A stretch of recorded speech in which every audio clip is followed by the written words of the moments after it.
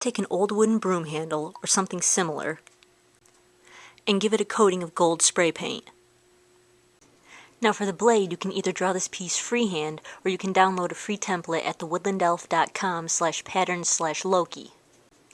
And this is actually 2 pieces, and you'll just tape them together on this line. Then you'll cut out the whole thing and use it as a template on a piece of photo mount board. So once you've traced the template onto a piece of mount board, you're just going to cut it out with an X-Acto knife.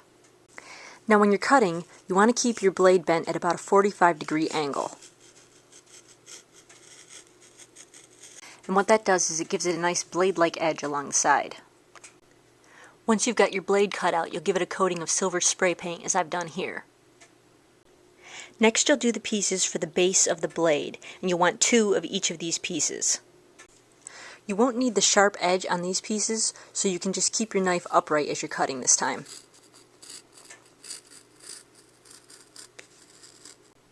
Once you've got your pieces cut out, you'll hot glue them to one another as they're numbered, 1, 2, 3, with the biggest piece being number 3, and then you'll just coat them all in gold spray paint. You'll do that to both sets of 3. So then you're going to need something to use for the crystal. Now I'm just using a plastic jewelry making bead that I found at Joann Fabrics, and then you want to get yourself one of those little silver flashlights. You'll end up taking the key ring off the back of it. Now the nice thing about these little silver flashlights is that the light beam on them is usually in the blue spectrum, so it looks a lot like Loki's crystal. And so what you're going to do is just wrap some black electrical tape all the way around it.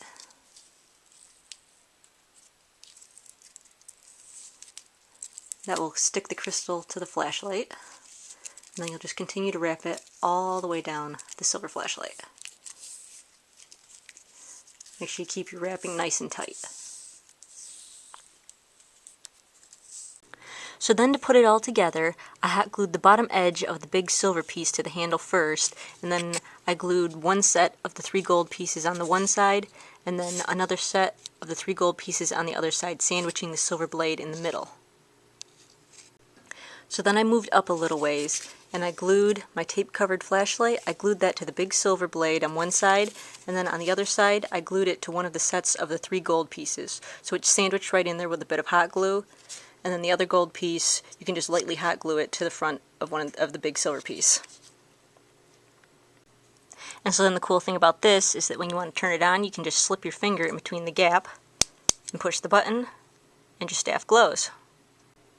And so then here we have the finished Loki staff.